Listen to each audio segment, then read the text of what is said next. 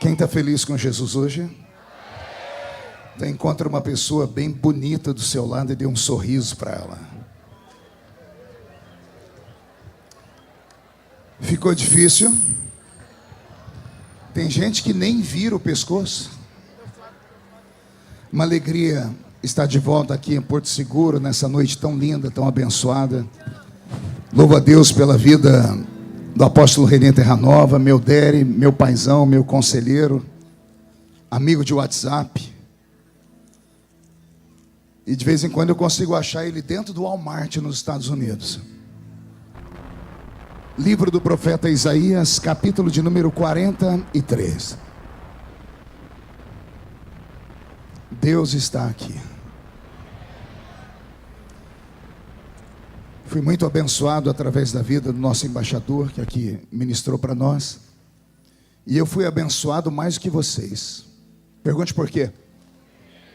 Eu servi hoje ele no almoço e dei um copo de água para ele. E eu fiz ele colocar a mão na minha cabeça e me abençoar, que eu não sou bobo, né? Isaías 43. Mas agora, assim diz o Senhor que te criou, ó Jacó, e que te formou, ó Israel: não temas, porque eu te remi, chamei-te pelo teu nome, e tu és meu. Quando passares pelas águas, eu estarei contigo. Quando passares pelos rios, eles não te submergirão. Quando passares pelo fogo, ele não te queimará, nem a chama arderá em ti, porque eu sou o Senhor teu Deus, o Santo de Israel, o teu Salvador. Até aqui.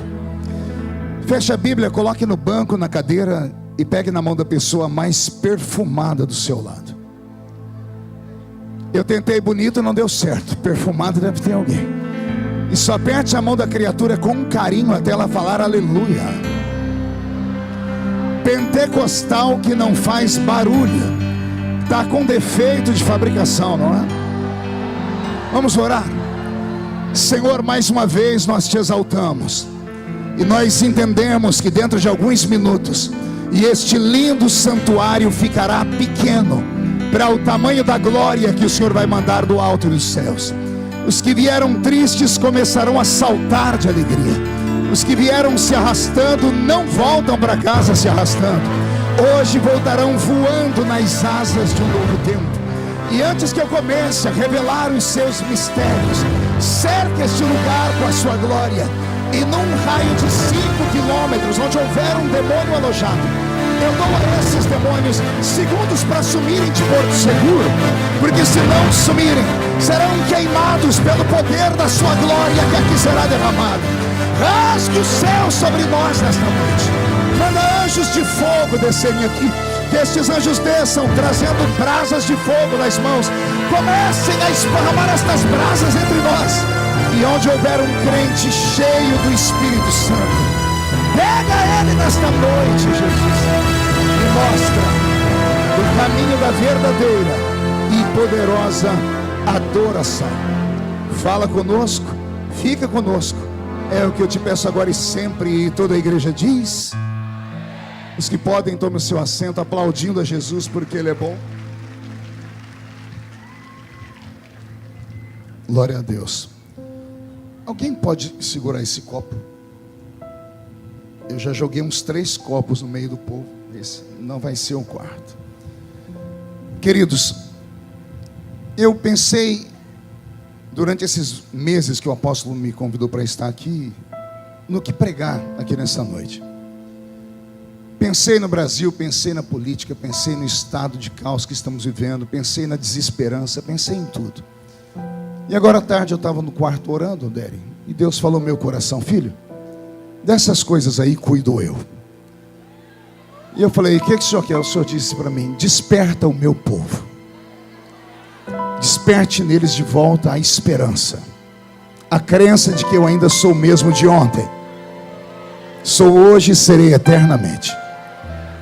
Então eu quero que você se desarme, porque geralmente as pessoas vêm para um evento como esse, querem ouvir um pregador do nível do apóstolo René, que é um ponto fora da curva, né? E eu quero ser hoje bem simples, mas quero ser bem incisivo. Porque se eu conseguir traduzir em palavras o que Deus colocou no meu coração, alguns de vocês não voltam andando para o hotel hoje. Vão voltar envergados aqui. Posso ouvir um glória a Deus? Thales Roberto, que bom te ver. Meu sonho era ter um cabelo igual ao seu. Tudo que eu já tive. E carrego traumas até hoje. O inimigo já começou a operar, né? Lá na escola, meu apelido era Capitão Caverna. Urso do cabelo duro. Aí ninguém sabe porque eu sou um homem de fases no cabelo, né? Ore pela minha vida, tá bom? Me acompanha aqui no teclado o pastor Roberto Marinho. Morava nos Estados Unidos. Era musicista do pastor Benny Hinn. Aí, como a vida dá voltas, ele deixou o pastor Benny Hinn nos Estados Unidos e veio trabalhar com o pastor Benny Hinn aqui na América. Que sou eu. Roberto, mude a música para mim, filho. Esse texto que eu li no livro do profeta Isaías, ele tem um poder, uma unção, uma autoridade, que não é nem necessário pregar.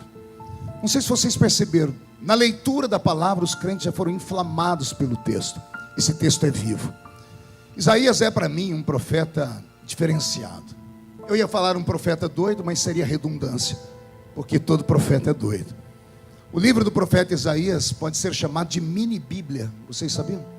A nossa Bíblia protestante tem 66 livros. Isaías, curiosamente, tem 66 capítulos. A nossa Bíblia é dividida em Velho e Novo Testamento. 39 livros no Velho, 27 livros no Novo.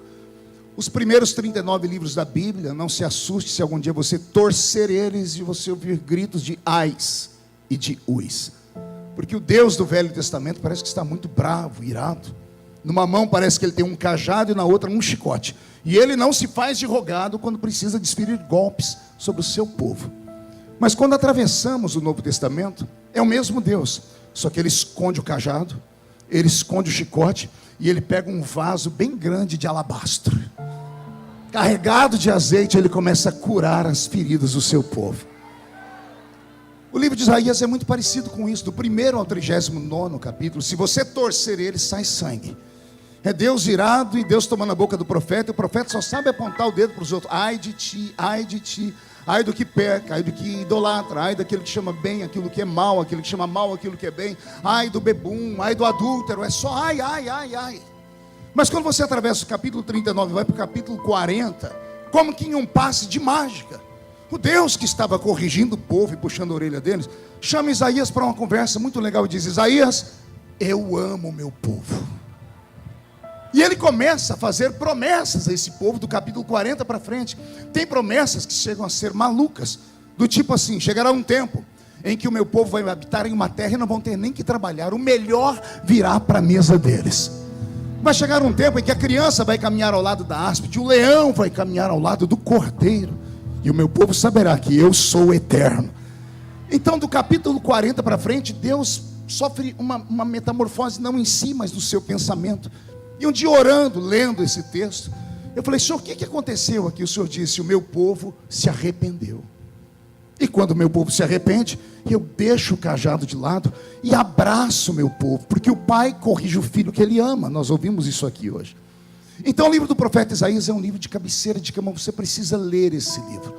Isaías é aquele profeta que tinha uma luneta telescópica, invisível, espiritual nos olhos, Thales, que quando ele regulava, ele enxergava o além. E ele enxergou 700 anos antes o Messias de Israel. Mas ele não só viu o Messias, ele viu o Messias em todas as suas fases. É ele quem grita: eis que a virgem dará à luz a um filho.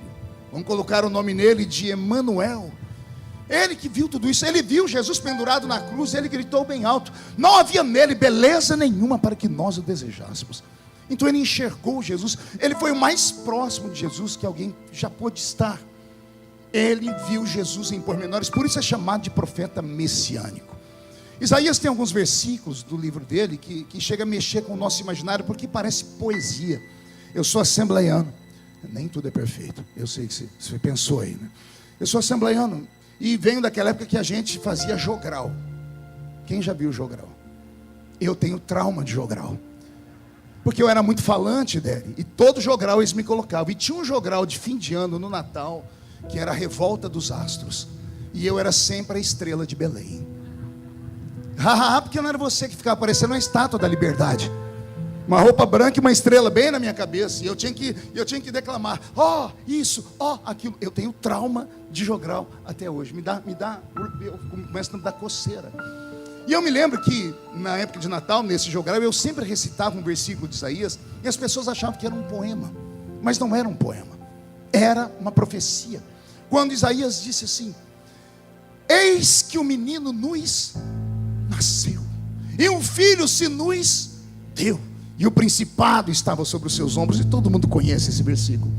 Lendo assim ou falando, parece um mero texto, apenas uma poesia, mas não é.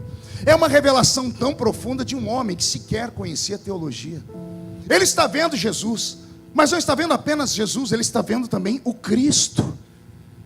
Os que estudam a Bíblia sabem o que eu estou falando. Cristo não é sobrenome, Cristo é a nomenclatura divina. A palavra Cristo aparece para nós com C maiúsculo na Bíblia. Significa ungido na eternidade. Então, quando falamos Jesus Cristo, falamos homem Deus. Isaías está vendo o homem, está vendo Deus.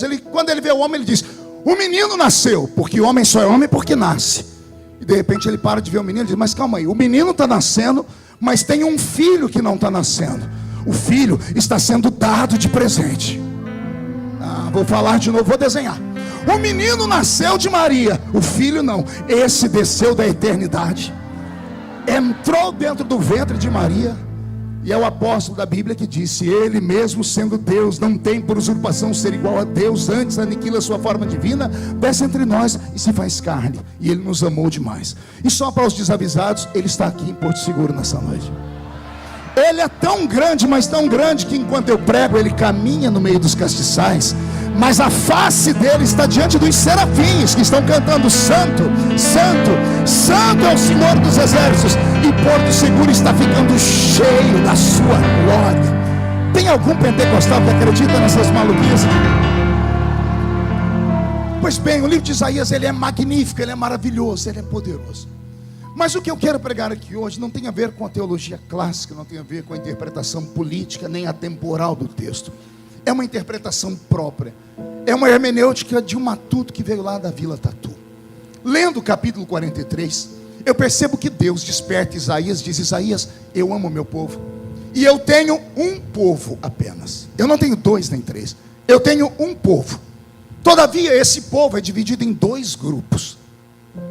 Nesses dois grupos, meu filho, por respeitá-los, eu me revelo a cada grupo do jeito que eles acreditam.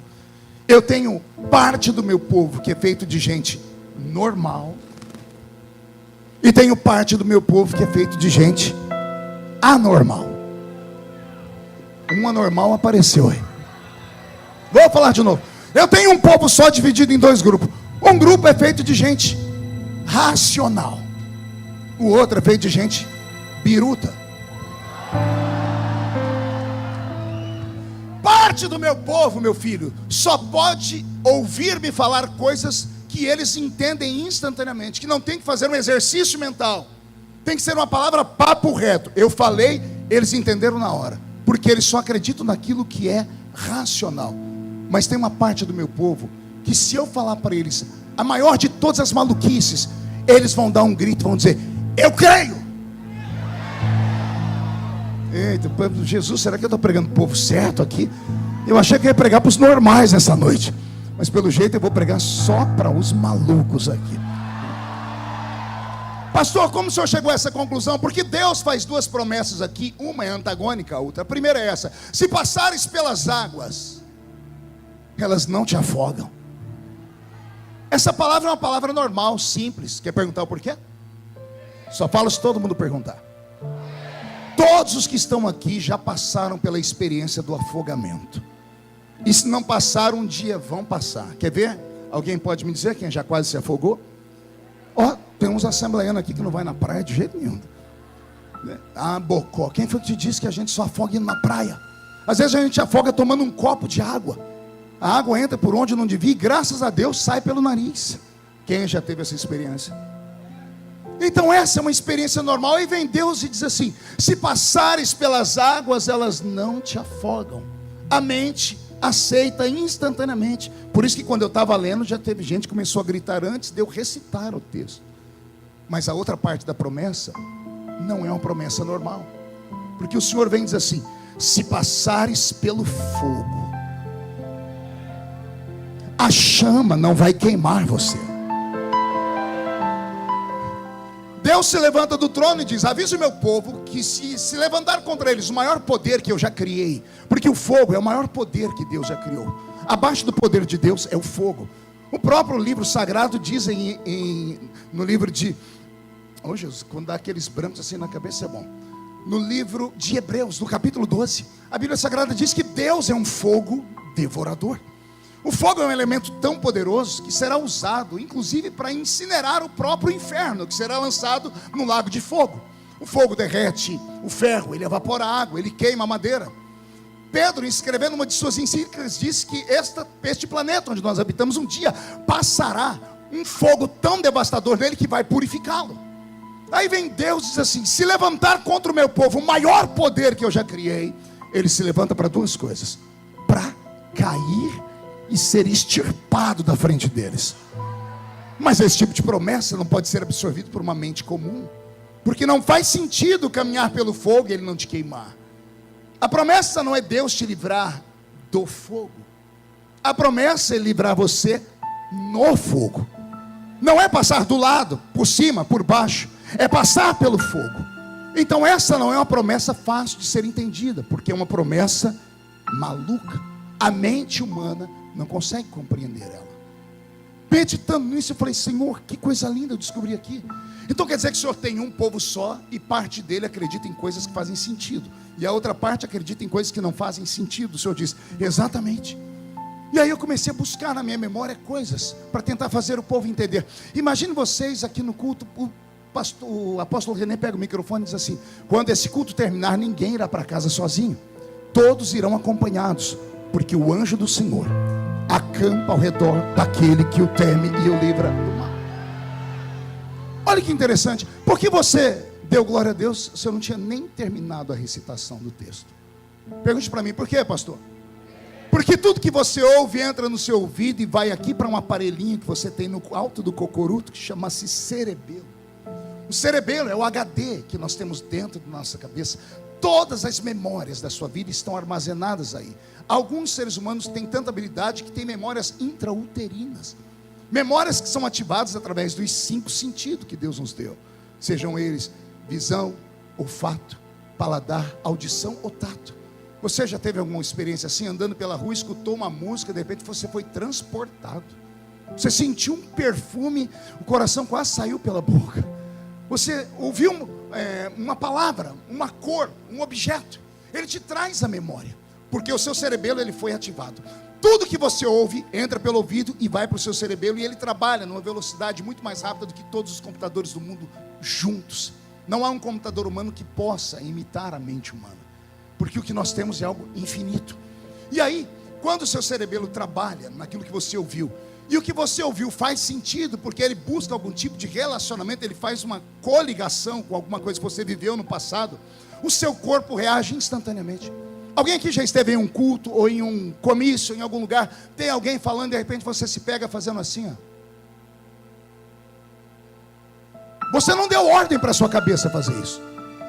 Às vezes você faz assim.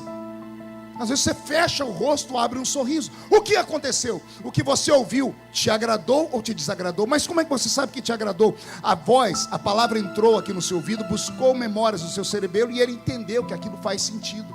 Quando faz sentido, é automático você abrir o coração. Quando eu falei aqui algo sobre o anjo do Senhor estar guardando, você buscou na sua memória inconsciente histórias de Deus protegendo alguém. E todo crente tem um testemunho. Eu já ouvi um testemunho de alguém que foi liberto, de um anjo que tirou a pessoa da morte, que livrou a pessoa de um acidente. É por isso que você deu um glória a Deus bem alto. Quer ver outro exemplo disso? Você está aqui no culto, o apóstolo René diz assim: irmãos, esse final de ano será o melhor final de ano da sua vida. Você pergunta por quê? Porque você estará sentado ao redor de uma mesa farta, e os seus filhos e os seus parentes todos salvos. Aí você pergunta por quê? E o apóstolo grita: porque está escrito: crê no Senhor Jesus e será salvo, tu e a tua casa. Eu nem terminei, você gritou, por quê? Porque a minha voz entrou no seu ouvido, o seu cerebelo trabalhou numa velocidade que você não pode imaginar, e ele buscou memórias, e ele mandou um recado para o seu espírito, que é a sua psique. Pode acreditar nisso, porque Jesus salvou o filho da irmã, salvou o marido do irmão, salvou o pai, ele salvou lá, vai salvar você também, vai salvar a sua casa também. Por isso nós nos abrimos. Agora tem coisas que nós ouvimos que não faz sentido nenhum e a gente não consegue reagir. Essas são as promessas malucas. Imagine você aqui no culto, Thales Roberto vai começar a cantar, ele pega o microfone, ele para de cantar. Deus me deu o espírito da revelação. Eu disse: o senhor está me dizendo que tem uma irmã aqui, ela trabalha aqui em Porto Seguro de Gari, uma profissão muito digna, mas ela é muito humilde e mal sabe falar a língua portuguesa. Só que daqui 3 meses, essa mesma irmã não estará mais aqui, ela estará nos Estados Unidos da América, lá em Washington DC, e ela estará de frente de Joe Biden. E ela vai olhar para Joe Biden e vai dizer assim para ele: "Perhaps the nation whose God is the Lord." Ninguém grita. Não, é só louco grita. Olha a cara do seu irmão, uns estão rindo, outros estão assim: alô? Por que você não reagiu? Porque não faz sentido. Essa história entrou aqui no seu ouvido, o seu cerebelo trabalhou e falou assim: ó, é loucura, não faz sentido, não cai nessa que é uma pegadinha. Você está no culto, o apóstolo Renê está virado no giraia. Eu disse: tem um homem aqui, ele veio porque o apóstolo da igreja dele pagou para ele. Ele só tem 2 dentes na boca, o zagueiro e o atacante. Ele é pedreiro, é analfa de pai e beta de mãe. E ele receberá uma carta dentro de 2 semanas que virá da embaixada da Espanha. Virá assinada por vários advogados que conseguiram encontrar esse pedreiro, sendo ele o último herdeiro de um grande espanhol que deixou para ele 6 castelos e 100 milhões de dobrões em ouro. Olha a cara da pessoa que está gritando agora. Olha rápido. Vê se é normal essa criatura. Não é. Olha lá, não é. Por que não é? Porque essas coisas somente loucos acreditam. Por quê? Porque Deus ainda fala numa linguagem anormal.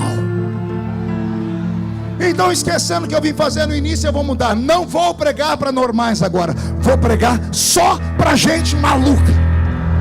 E eu quero saber se tem algum maluco aqui. Então não dá um grito, não dá um berro de glória a Deus, por favor. Me botaram apelido, bandeirinha, super-homem, o mais ofensivo de todos, maluco de pedra. Mas eu nunca deixei que essas piadinhas ou essas palavras roubassem de mim aquilo, porque eu conhecia a vida da irmã Geni. 6 horas de oração por dia. Não falava nada da língua portuguesa, mas falava mais língua de anjo do que todos nós aqui juntos. E eu me agarrei a essa promessa, porque o problema não era mais meu, o problema era de quem fez a promessa. E de vez em quando eu ficava batendo: Senhor, a irmã Geni falou. E olha o que aconteceu hoje no auge dos meus 50 anos. Quase 100 nações do mundo onde eu já preguei. Me tornei deputado federal pelo 4º mandato, conselheiro de presidente. Como isso pode acontecer com um ex-cortador de cana? Qualquer um que olhasse isso naquele momento ia dizer: é loucura, é impossível, não vai acontecer. É impossível para a horizontal, não é impossível para a vertical, não é impossível para o Deus que faz as promessas. Deixa eu ver se eu estou pregando no lugar certo. Quem aqui tem uma promessa de Deus que é violenta? Se você tem essa promessa, para de ficar me olhando com essa cara feia, parecendo que foi batizado num pote de vinagre. Para de ficar com essa boca travada, essa boca de aço, essa língua de ferro, esse queixo de concreto, e reage nessa noite, porque as promessas feitas por Ele vão acontecer.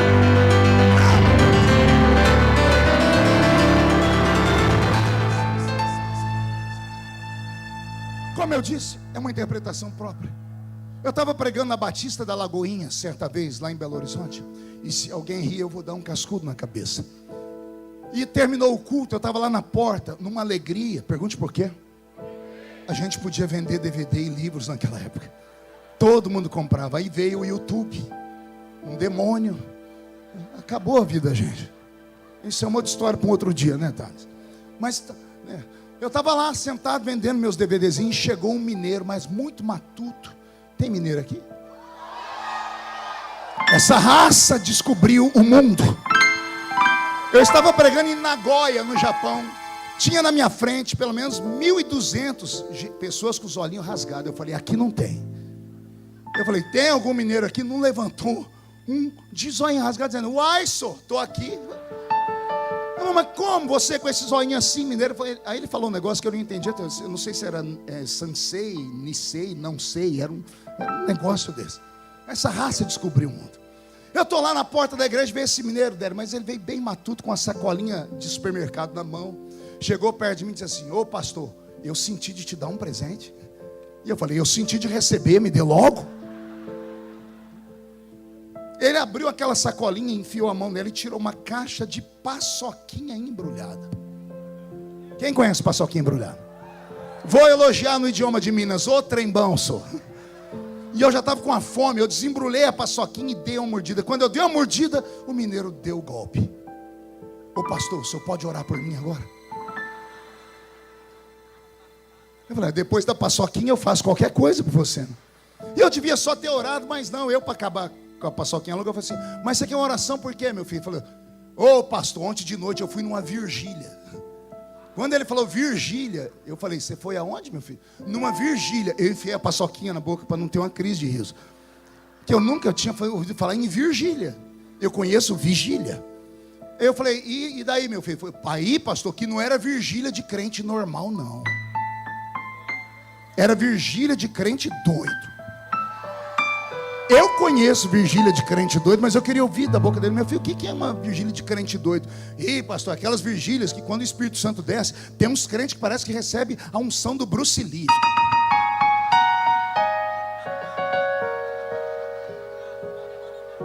Jesus usa, mas quando o inimigo pega, dá isso aí. Volta para o Espírito, Roberto. Pois bem, olha que interessante. Ele falou isso, eu falei, e daí? Foi daí, pastor, que lá pelas tantas veio um profeta falar comigo. Eu falei, e como é que foi? Ele falou, pastor, o profeta veio na ponta do pé. Eu estava escorado na igreja, naquela hora que o fogo tinha acabado, estava todo mundo quase dormindo.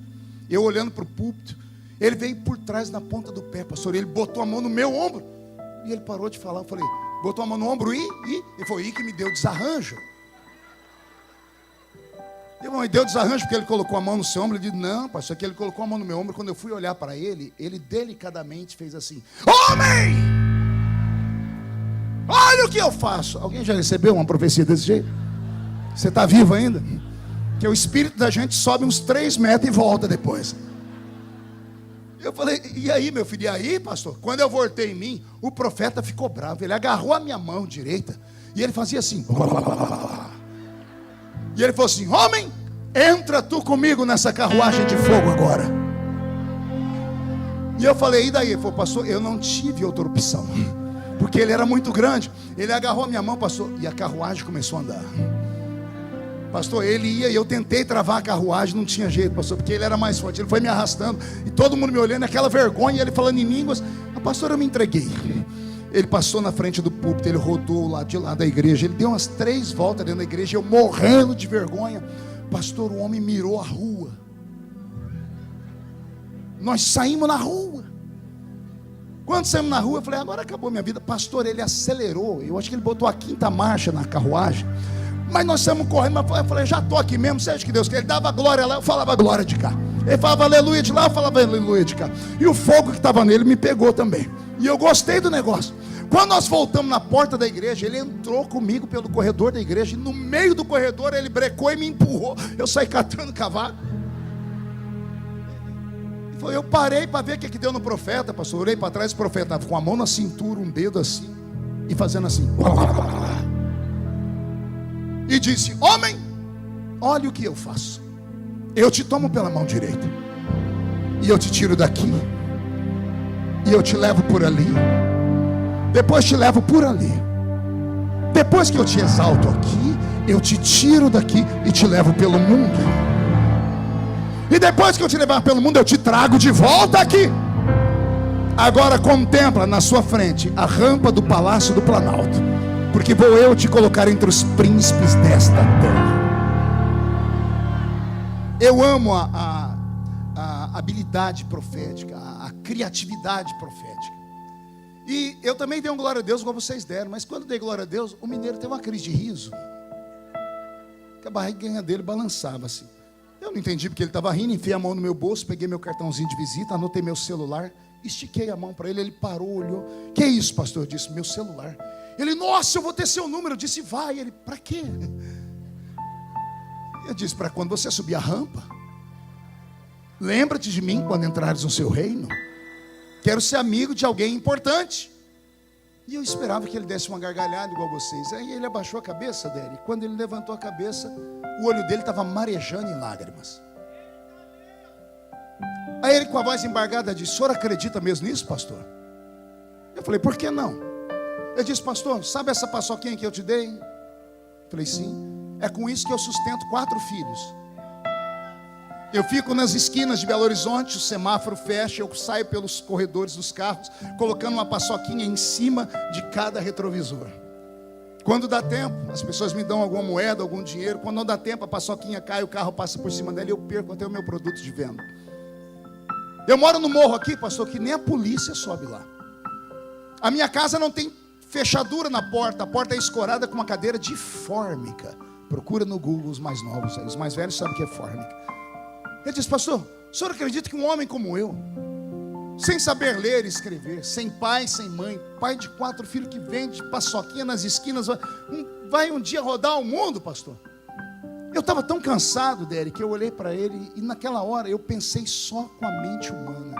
Eu fiz uma equação: pobre, sem perspectiva, pai de 4 filhos, não vai acontecer.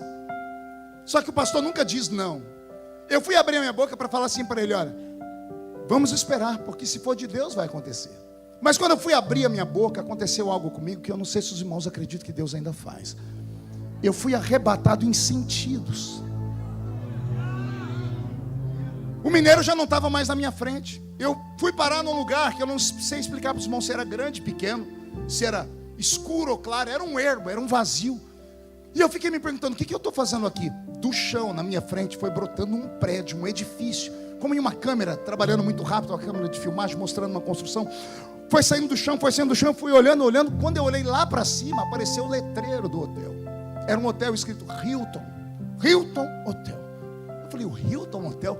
Eu olhei o que devia ser o 8º ou 9º andar. Tinha um homem de terno, mas eu não vi o rosto dele porque a luz de trás não deixava ver. Eu falei: quem é aquele homem? E pisquei. Quando eu pisquei, eu não estava mais embaixo, eu estava atrás do homem. Eu vi a nuca dele. O homem olhava para um lado, para onde ele olhava, eu olhava também. À esquerda eu vi uma cidade muito brilhante. Quando ele olhou para a direita, eu vi o estádio de Wembley. Eu falei: isso aqui é Londres. Quando eu disse Londres, uma voz gritou: se lembra, meu filho? Eu fui procurar a voz, sumiu tudo. Eu olhei para frente, o homem de terno e gravata foi caindo em câmera lenta e ele virou um adolescente. O adolescente não está de terno, ele está usando uma roupa de boia fria. Nas costas uma mochila com um facão apontando, facão saram. Na outra mão dele uma marmita. E ele está subindo a boleia de um caminhão de pau de arara do interior. O moço não olhou para mim. Quando eu estou olhando, eu falei: mas parece que eu já vi isso. A voz gritou: e agora? Você se lembra, meu filho? Eu procurei a voz, sumiu o caminhão, sumiu o moço. E o moço foi se transformando em uma criança. E eu vi um menininho, muito pequenininho, franzino, só de shortinho, descalço, sem camisa, com uma caixa de engraxar sapato nas costas. O menino andou, parou, olhou para mim e deu um sorriso banguelinho. Aí o Senhor disse para mim: e agora? Você se lembra, meu filho? E eu comecei a chorar, porque era eu. O Senhor mostrou a minha vida de trás para frente. O Senhor mostrou o hotel onde eu fico todo ano quando eu vou pregar na escola bíblica lá em Londres. Só que o Senhor também me mostrou quando eu pegava o caminhão de pau de arara para apanhar laranja, algodão, café ou corte de cana. E o Senhor me fez lembrar de quando o Senhor me deu, o meu pai me deu pela primeira vez, o meu primeiro presente foi uma caixa de engraxar sapato. Eu perdi o fôlego e o Senhor disse para mim: se eu fiz na sua vida, por que eu não posso fazer na vida do mineiro? Eu voltei em mim. Quando eu voltei em mim, eu tomei um susto. O mineiro estava chorando, mas veio uma unção sobre a minha vida. Eu levantei o queixo dele e chacoalhei. Ele disse: pare de chorar. E ele: por quê? Eu disse: porque se foi o meu Deus que falou contigo, o Deus que fez a estéril ser mãe de filho, o Deus que fez a virgem ser mãe do Salvador, o Deus que afundou a muralha de Jericó no chão, o Deus que pavimentou o mar vermelho para o seu povo passar, o Deus que parou o sol e a lua, que fez o relógio de Agar girar ao contrário, o Deus que fez a jumenta falar com Balaão. Se foi ele que falou, quem viver verá, para ver que quando Deus fala, Deus cumpre. Ele cumpre. Senhor Roberto, me escute. Não me importa de onde você veio, nem a luta que você está passando. Eu não estou aqui para choramingar com você, até porque eu já ouvi aqui que nós não podemos ficar atrelado ao vitimismo. Eu não estou pregando para pessoas comuns essa noite. Eu estou pregando para brasas de fogo tiradas do altar. Homens e mulheres que são embaixadores e embaixadoras do rei aqui nessa terra. Onde a planta do seu pé pisa, o Senhor Deus sela com a sua presença lá. Onde a sua mão toca, a enfermidade é obrigada a recuar. O Senhor Deus ainda fala na mente, fala na alma. Ele fala através de sonhos e visões. Não sei o que foi que Deus te prometeu. Ele só me falou essa tarde quando eu estava no hotel: fale para o meu povo acreditar. Por mais louca que seja, por mais fora de sentido que seja a promessa que eles receberam, ou o sonho que eles têm, diga para eles não sepultarem esses sonhos. Não deixe nenhum coveiro da fé dizer a você que isso não vai acontecer. Não olhe as circunstâncias, não olhe o bairro, não olhe a cidade, não olhe o seu nível cultural, não olhe o seu nível intelectual, não olhe o seu nível financeiro, socioeconômico. Olhe apenas para Ele, porque quando Ele fala, Ele cumpre.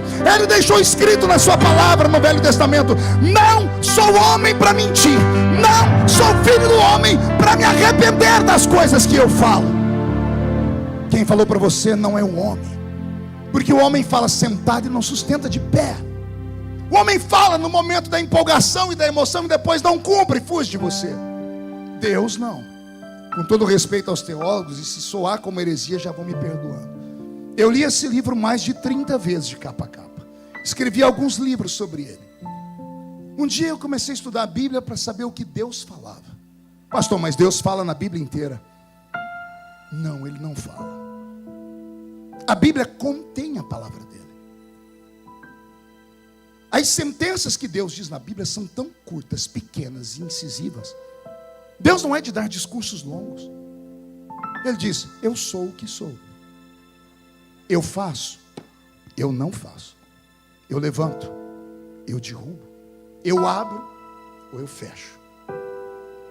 As sentenças de Deus são pequenas e curtas. Quem fala aqui são os profetas. As pessoas tiveram intimidade com Ele, inspirados por Ele. Eles contam as suas histórias. Mas conte no dedo às vezes que é o próprio Deus falando diretamente. Deus não fala muito. Eu questionei: por que o Senhor não fala muito? O Senhor disse a mim: porque eu não sou como vocês. Eu não falo a qualquer momento para agradá-los. Eu não falo apenas para tirar vocês de dentro de um buraco. Eu estou atrelado, a minha natureza está atrelada às minhas palavras. As minhas palavras são a minha identidade. Então eu não posso falar uma coisa e essa coisa não acontecer. Então eu sou alguém que falo pouco. Mas quando eu falo, vou falar de novo. Falo muito pouco, mas quando eu falo. Uma vez, no meio de uma luta, eu perguntei: Senhor, eu já não sei mais o que dói mais, o seu silêncio ou o seu puxão de orelha? As horas que a gente mais precisa são as horas que Ele mais se cala. E eu falei: por que o Senhor se cala? O Senhor disse: eu me calo, eu fecho os meus lábios, mas nunca fecho os meus olhos. Eu fecho os meus lábios, mas não fecho os meus ouvidos. Eu não perdi o controle, eu só estou dando tempo ao tempo. E eu falei: quando é que o Senhor fala? Quando está para acontecer. 3 entenderam, vou falar de novo. Ele só fala o que está falando aqui quando está para acontecer. Se você soubesse o que te espera daqui a alguns dias, se você soubesse onde Deus vai te levar, se você soubesse o que Deus fará na sua história, Se você soubesse quem é essa criatura que está do seu lado, o que Deus faria na vida dela ou fará, você estaria tirando uma foto com ela agora, anotando, escrevendo, porque hoje ela está aí, mas amanhã só Deus sabe onde ela vai estar. Eu estou falando com homens e mulheres que estão debaixo de uma promessa. Quem tem promessa agora que já está em pé, tira o pé do chão para adorar.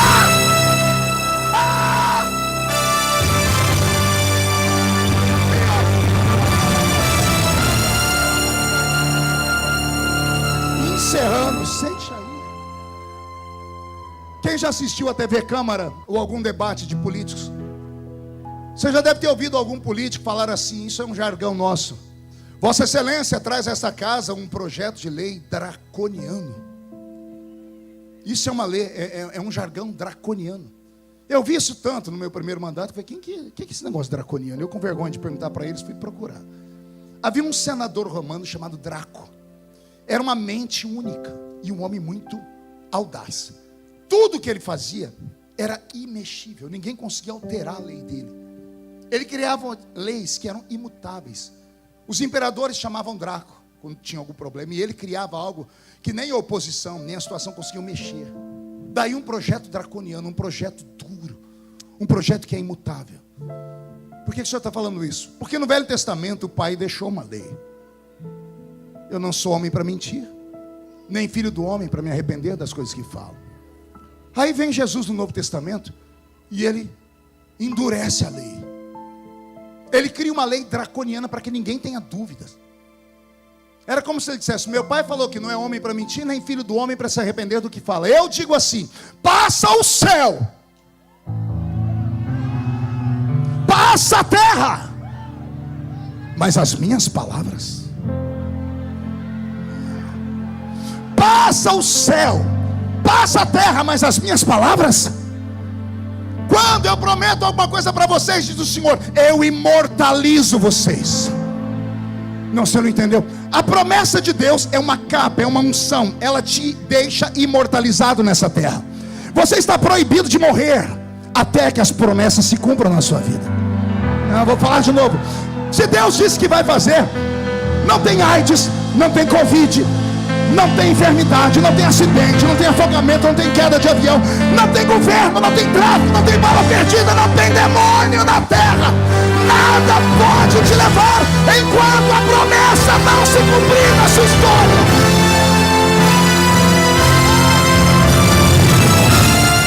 Meu corpo está todo arrepiado, ele está aqui. Se ele falou, vai acontecer. E o que eu faço enquanto não acontece, pastor? Respira fundo, levanta do chão, sacode a poeira e para de sentir pena de si mesmo.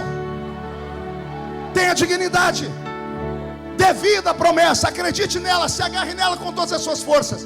Porque se você não se agarrar nessas promessas, você vai terminar como alguns crentes estão terminando, se matando, se jogando de cima de pontes, tomando veneno de rato. Nós nunca tivemos isso na história da igreja, como nos últimos 10, 15 anos. As pessoas se matando, crentes batizados com o Espírito Santo se matando. Por quê?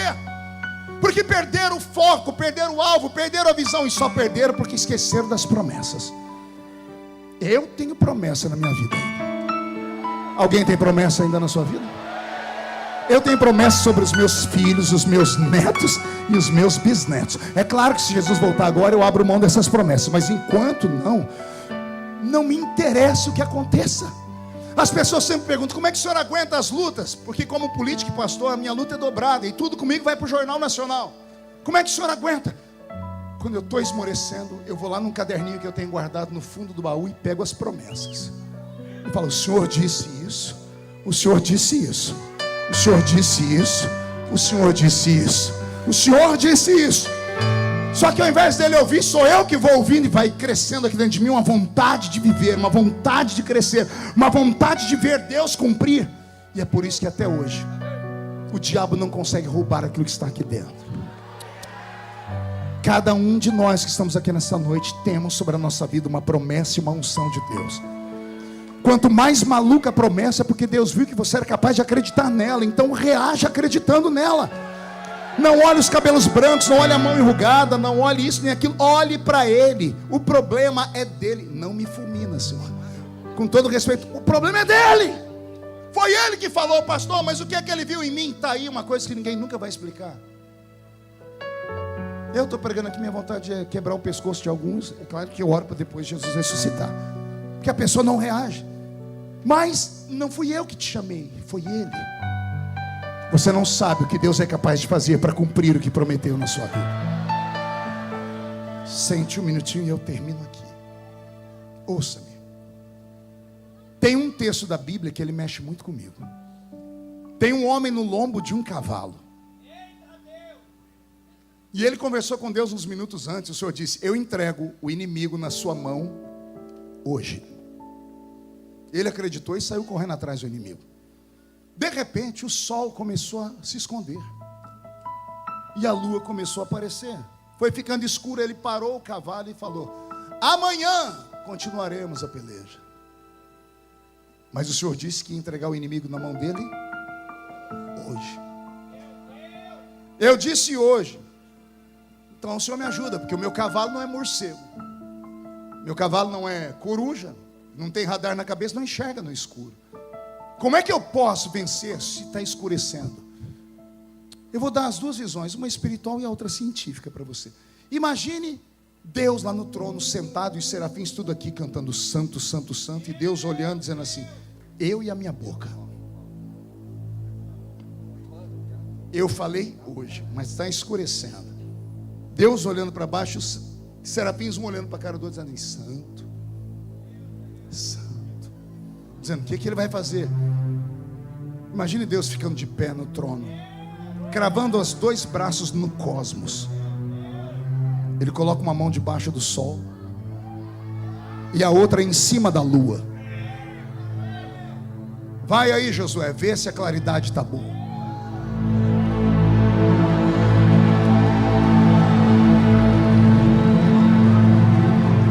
Não vai escurecer até o último cair por terra. Essa história todo mundo conhece, mas essa é uma visão lúdica, uma visão romântica. Cientificamente o que aconteceu é inexplicável. Stephen Hawking, o herdeiro da cadeira de física de Albert Einstein, aquele moço que morreu com uma enfermidade muito cruel, ele escreveu o último livro dele usando o toque do dedo. Ele escreveu um livro chamado Universo em uma Casca de Noz. Ele tinha uma teoria de que o universo era um corpo que desde o Big Bang começou a crescer, sempre se expandindo. E ele dizia que tudo se expande, assim como a nossa Via Láctea, tudo girando no sentido horário. Tudo no nosso planeta gira no sentido horário. Ligue a torneira da sua casa e coloque água lá, você vê, ela gira no sentido horário igual ao do seu relógio. Por que isso acontece? Isso acontece, segundo ele, porque o centro do nosso planeta tem uma massa chamada amálgama. São ferros, níqueis, uma parafernália de coisas derretidas em ebulição. A Terra não explode como se fosse uma panela de pressão. Você já viu uma panela de pressão? Ela não explode porque ela tem aquela válvulazinha aqui em cima. Quando ela fica com muita pressão, aquilo começa a apitar, é hora da senhora ir lá e mexer. A Terra não explode por causa dos veios que ela tem no centro dela. A massa amálgama que está aqui no centro da Terra, em ebulição, ela vai soltando gases. Esses gases vão entrando pelos sucos da terra e eles criam os lençóis freáticos de água. Os lençóis freáticos de água, por sua vez, abastecem ou dão vida às raízes das plantas. E as plantas que estão na superfície liberam para nós durante o dia o oxigênio e à noite o gás carbônico. Isso aqui é o processo de fotossíntese, você deve se lembrar quando estudava na escola.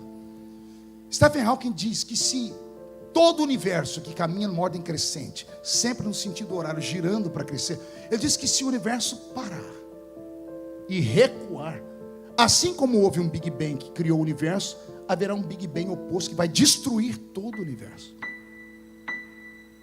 Pois bem, vem comigo. Via Láctea, nosso endereço, o Sol é o centro da nossa Via Láctea. Nós temos um sistema heliocêntrico. Temos 9 planetas que giram ao redor do Sol. A Terra é o terceiro deles. E a Terra, pela sua massa e por causa do magnetismo que sai dela, por causa dessa ebulição dentro dela, ela arrasta todos os planetas com ela, para o mesmo sentido. A Terra leva 24 horas de um dia nosso para dar um giro em torno do eixo imaginário dela. E ela leva 365 dias para dar um giro completo ao redor do Sol. Ela gira ao redor dela e ela vai girando ao redor do Sol. Sistema de rotação e translação. Aprendemos isso na escola. Amém? Até aqui, está todo mundo comigo? Quem está comigo? Pois bem, imagine tudo isso girando. A terra gira numa velocidade que a nossa mente não consegue compreender. São assim, tipo milhares de quilômetros por minuto. Por que é que nós estamos colados nesse chão? Esse magnetismo que nos puxa, chamado de gravidade. Tudo que você jogar vai cair para o chão, porque o centro dela atrai tudo a ela. Por isso nós estamos aqui, fixados na terra. Ela está girando numa velocidade que nós não conseguimos imaginar. Imagine um peão girando. Lembra de peão? Quem já brincou de peão? Quem já rodou o peão na palma da mão? Ele rodando naquela velocidade. Quem já travou um peão de uma vez? Ele quase fura a mão da gente. Pois bem, a terra está girando, os planetas estão girando, e Josué está lá. Está escuro. Aí Deus fica de pé no trono, coloca uma mão debaixo da terra, no eixo imaginário dela, e coloca a outra mão em cima da terra. E ele para a terra de uma vez, como você parou o peão. A terra para, imagina você numa velocidade que de repente para, tudo vai para frente ou para o lado. Deve ter acontecido terremotos pelo planeta todo quando isso aconteceu. Só que Deus não só parou a terra, Ele parou a terra e girou ela para trás, para que a luz do sol viesse sobre Josué, viesse sobre Israel naquela hora. Se eu contasse isso para o Stephen Hawking, ele ia engasgar, ele ia ter que reescrever a teoria dele. Porque se é verdade, o meu Deus arriscou a criação do universo, só porque ele prometeu para um homem no lombo de um cavalo: eu entrego o inimigo na sua mão hoje. Hoje! Fique de pé comigo. Você não sabe o que Deus está para fazer na sua vida. Você não sabe o que Deus está para fazer naquela cidade. Não entrega os pontos. Vai andando, se não der para ir andando, vai se jogando no chão, se não der para ir jogando, vai rolando. Mas não pare, não dê ousadia ao inimigo. Quem prometeu é fiel para cumprir. E vai acontecer o movimento dos céus na sua terra. Só quem crê nisso, levante a mão direita para o céu comigo, chacoalhe ela. Coloque a mão no ombro de quem está do seu lado com carinho e respeito. Pede licença. Agarre a pessoa e chacoalhe ela até ela ficar irritada agora. Não, é com rapidez. Chacoalhe, diga: Deus te trouxe aqui para isso. Sacode, diga: para isso. Deus te trouxe aqui para sacudir as promessas, para sacudir a sua história, para sacudir o seu ministério, o seu casamento, a sua empresa. O diabo não tem mais poder sobre a sua mente. O que ele prometeu vai acontecer. E para terminar num ato profético, mão direita de novo para cima. Abre a mão e diga: em nome de Jesus, todos os demônios que lutaram contra a minha vida, minha família, minha igreja, meu país, eu ordeno. Não estou pedindo, estou ordenando. Venha para a palma da minha mão agora. Feche a sua mão e segure esses seres malignos que roubaram a sua paz, as suas promessas, a sua fé. Eu vou contar até 3, nós vamos jogar no chão, para se cumprir Lucas 10 e 19. E aí, no 3 você vai pisar nele. Só que precisa de um ato profético maior. Você tem que concordar com alguém do seu lado, porque quando 2 concordam aqui, lá no céu é anotado. Você vai encontrar 2 pessoas depois e vai dizer para elas: Deus vai cumprir a promessa. E o diabo já está fugindo, porque o leão da tribo de Judá já deu um rugido a ele. Você nunca mais será o mesmo. 1,5. Sua família sentirá orgulho de você de novo. 2. Quem viver verá o que Deus fará lá na sua igreja e na sua cidade. 2,5. Porto Seguro será conhecido como a capital do avivamento do Brasil. 3. Jogue no chão, pise em cima.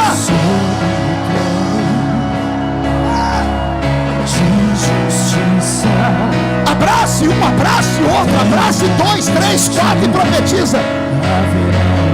Só no microfone dele aqui, ó.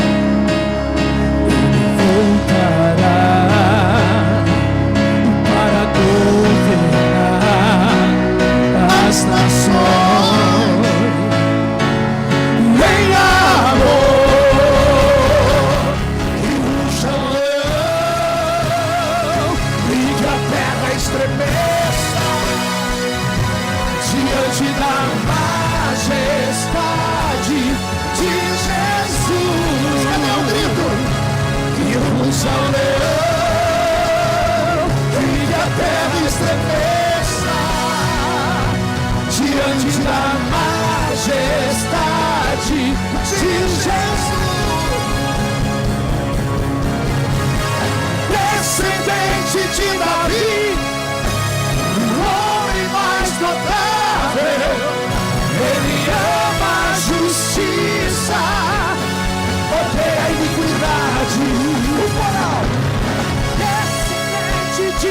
Davi, o homem mais notável.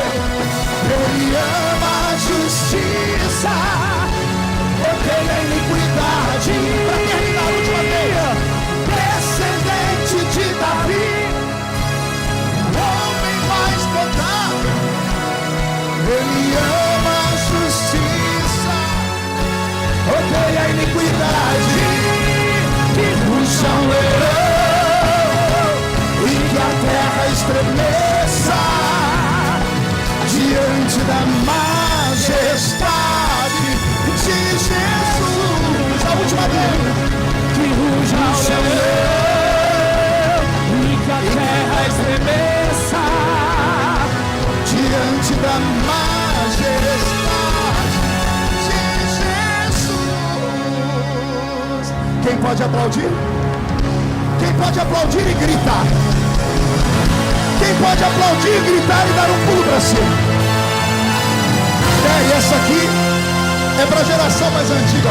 Sai da frente, Satanás!